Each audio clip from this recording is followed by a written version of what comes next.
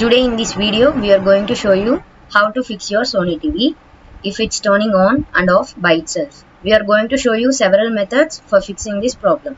Method 1. The first thing to try here is really the simplest. Just basically unplug your TV from the wall, wait about 60 seconds. Now don't be impatient. Here wait for the 60 seconds. Then plug it back in. This will reset your TV.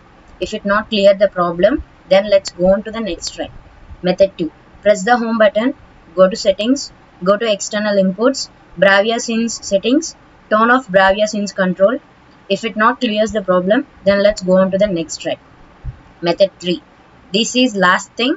Usually we'll do the trick, but this is a factory reset. So we are going to reset your TV. Go to home button on remote, go to settings, storage and reset, factory data reset, erase everything. This fixes your problem.